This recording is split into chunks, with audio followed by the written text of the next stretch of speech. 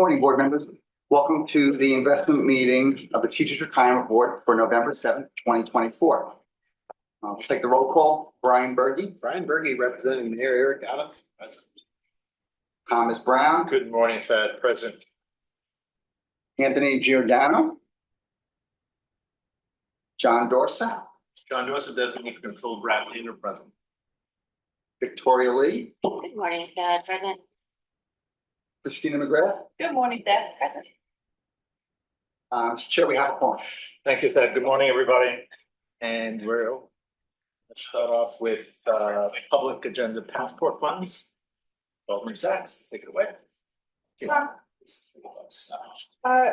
Gina, if you're on the Zoom, are you able to pull up our September flash? Yes, can you see it? Yeah, thank you. So September already felt like it was ages ago, but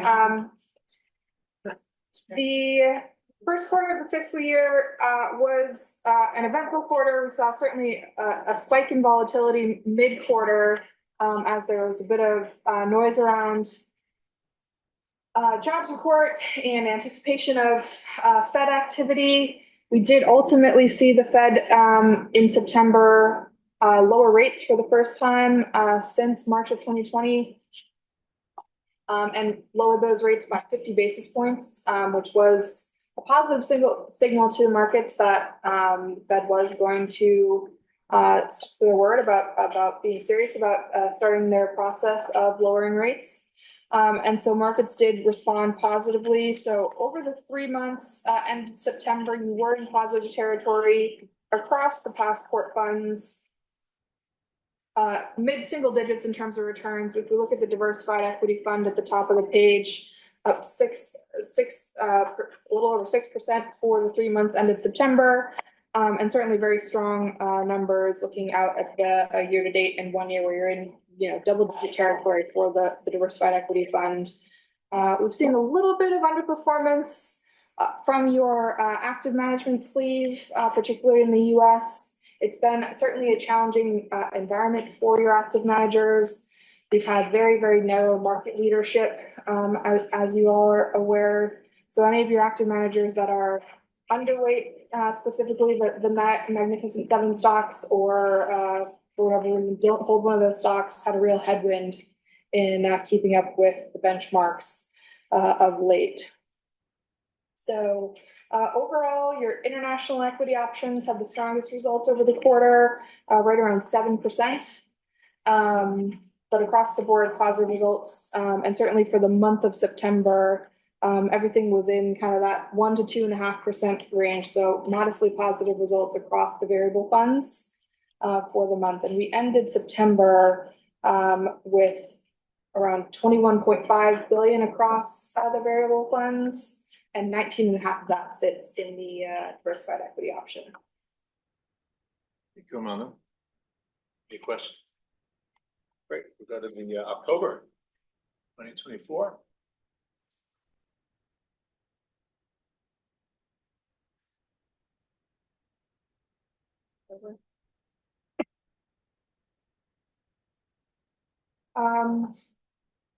Okay, so for the month of October, let's see if I have my page here.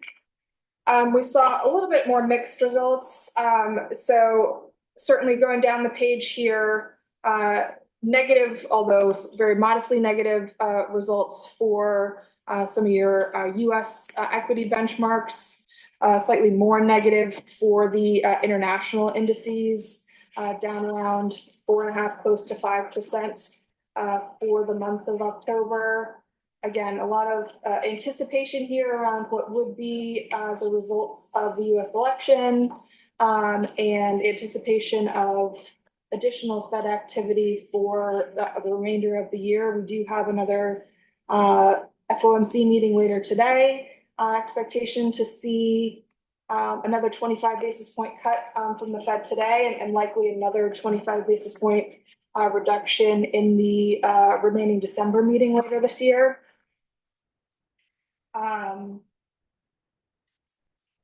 But for the month of October, certainly negative, but not dramatically so. Great, thank you, Amanda. Any questions? Great, we move on to the market commentary. Steve? Thank you, Mr. Chair. Thank you. Got a few new slides to go through today. Just, I'll be very brief. Kate, if you could pull those up, please. Excellent. Terrific. Next slide, please, Kate. Just a quick snapshot of what's going on in the economy. I'm echoing what Amanda's already talked about. But real quick, we put together just a couple of slides as an economic update and a market update. You can see on the upper left-hand side, real GDP being adjusted for inflation for the third quarter came in, early estimate at 2.8%, down a little bit, but still fairly robust. You can see throughout the world, we've had different pockets of strength.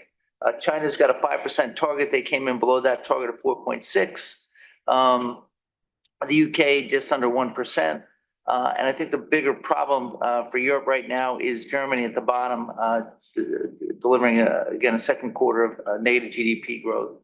In terms of inflation right below that, you can see US CPI has moved down nicely. It's at 2.4%. Remember that measure peaked in June of 2022 at 9.1%.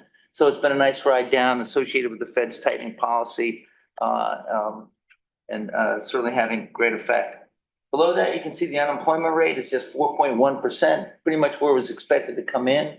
Last Friday, November 1st, we had non-farm payroll numbers for the month of October. We were expected to come in around 100,000 jobs created, and actually only came in 12,000 due to a couple of things. There were two, obviously, hurricanes in the month of October, as well as the Boeing strike, which weighed on those outcomes. On the upper right-hand side, you can see from a rates perspective, U.S. Fed fund rates right now are 5%. Again, reflecting that September 18th rate cut of 50 basis points that Amanda talked about earlier.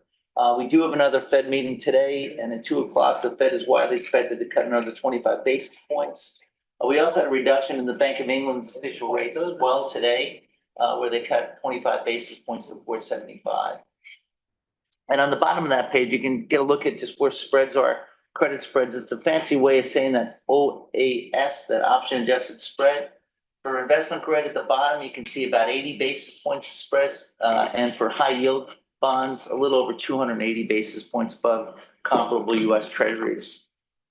On the next slide, just a quick look at where we are calendar year to date. For equities on the left, you can see that it's a lot mostly green on that slide.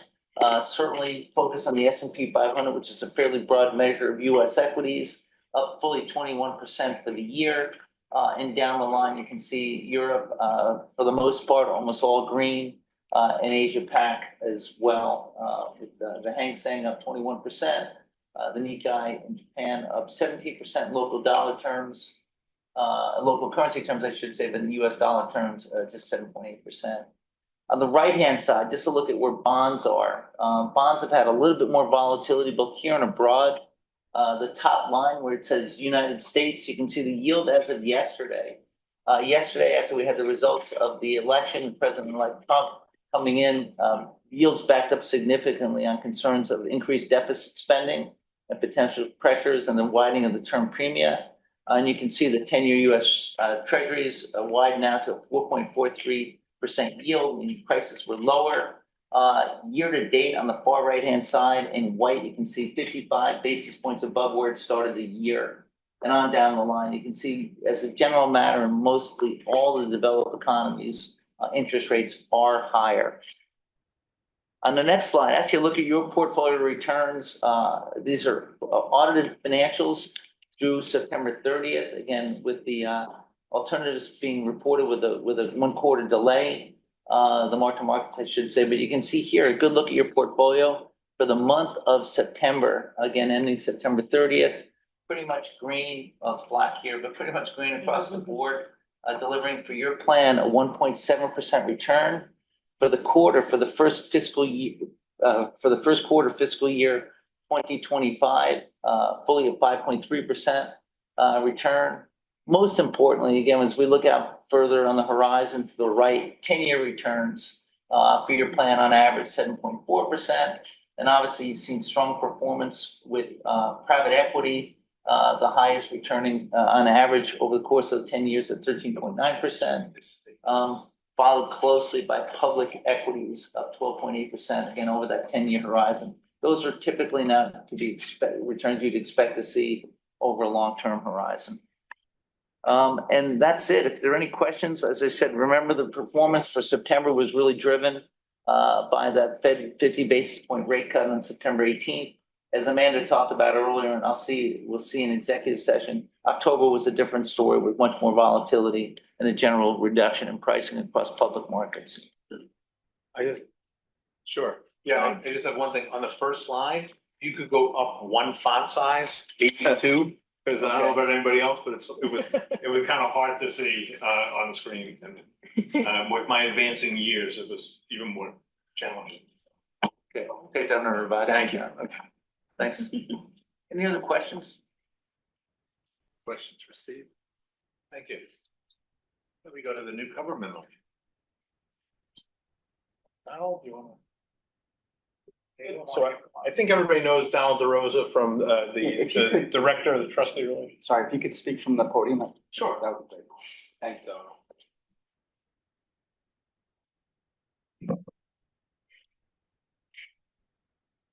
Serious now. Good morning, everyone. I just want to spend a minute talking about something that we've been working on the last couple of months as a team that we are planning to move forward in December. I'll preface that with today's meeting, this is just a draft document. There's no proprietary information in it, so we are doing it in public session. But December moving forward, of course, this will be a privileged document that we'll be using that in essence is going to help us flow through the meeting. So I'll take a step back as part of the STAR report. One of the many things that McKinsey heard from trustees was that BAM, of course, provides you all with a large amount of documents that are very dense to say the least. And we want to be cognizant that this is not your day job, and we understand that when you have many deals, especially like today, it's 100+ pages worth of information that we, of course, would like you to read, but understand that there are limitations on that. And for those who attended BAM University, we gave a little bit of a preview to this, as well as those who looked at the slides. But what we came up with was this cover memo that is not going to replace any of the documents that we are giving to you, but is a supplement to what we gave to you. And it is really just a run through and an abbreviated version of these materials that is going to pull out the most important information that we feel you need to make these decisions. And while we, of course, encourage you to read through the documents, this is going to, what we think, be a very helpful tool to pull out in a couple of pages the most important information. So I want to run through this very quickly. If you just want to look at the screen, the first section is just the agenda and what we're running through on a monthly basis. But the important information that is pulled out that we feel is really important for you is, of course, the item itself, the applicable materials, which consist of BAM documents, as well as consultant materials and presentations, as well as the presenters themselves, both from BAM as well as managers, so that you know who is speaking to you. And then lastly, the action required, which from a trustee perspective, it can be advisory, it could also be vote that you have to take, of course. And then moving on to portfolio top lines, which of course Steve just did in public session. This one will be geared more towards executive, but it pulls out some of what we already do, but it expands on it a little bit to also include AUM and a new way of viewing portfolio under and overweights previously. And you'll actually see this under overweights in today's executive presentation as well. But instead of a chart with a lot of numbers, we felt that this was much more visually appealing and really gets to the point that we were trying to make about performance. The third section, which is really the nuts and bolts of this memo, is investment recommendations. And this is, in essence, pulling out and consolidating the reports that you are getting regarding investment recommendations in the BAM memos. And as you can see from here, we are going through a light background, the highlights, the considerations, as well as key areas, economics overview, investment strategy, as well as additional considerations that if we feel need to be highlighted, we will of course pull out into this report, but we refer you back to the more lengthy BAM memo that you also get. And the end of it really, the trustee's decision, what our recommendation recommendation is, what the consultant's recommendation is, and moving forward with this. And then a couple of last sections that are more as needed, but we would love to move into the new year is more strategic topics, an overview of quarterly reports, other updates, whether that be major staff changes in BAM, highlights of BAMograms that were sent since the last meeting, as well as any major topics that we might want to bring up at the next meeting. So again, this is something that we are going to start using in December moving forward, and we really think that it's going to be helpful from a trustee perspective to really have in front of you this important information to pull out as we are walking through various recommendations. Of course, I'm happy to take any questions, but. Thank you. Any questions for Donald? Great, thank you. Thanks. Much appreciated. So that wraps up our agenda for public session. Do I hear a motion to go into executive session? So moved. And is there a second? Second. Great. Any questions? Discussion? All those in favor of going into executive session, please say aye. Aye. Those opposed, say nay. Abstentions? We're in executive session. Thank you. We're back into public session. Liz, let us know when you're ready. And we will have a readout from our own Priscilla Bailey. Thank you. Thank you, Chair. Thank you. In the executive session of the Passport Fund, there was no manager update. In the executive session of the Pension Fund, there was an update on preliminary performance. There was no manager update. There were 2 alternative credit presentations. Consensus was reached on both. There was a real estate presentation. Consensus was reached. There were 2 infrastructure presentations. Consensus was reached on both. There was a private equity secondary sale presentation. Consensus was reached. The board tabled the continued discussion on the public equity developed ex-US manager search recommendation. That being said, details will be made available at an appropriate time. Thank you, Priscilla. To appreciate it. For the record, I thank our IT person from TRS, Ricardo, and thanks to the recorder, Will. Both have done a fantastic job today, so much appreciated. And I think that concludes our agenda today. Is there a motion to adjourn? So moved. There's a second? Second. Any discussion? All those in favor of adjourning, please say aye. Aye. Those opposed say nay. Any abstentions? We are adjourned. Thank you, everybody. Appreciate it.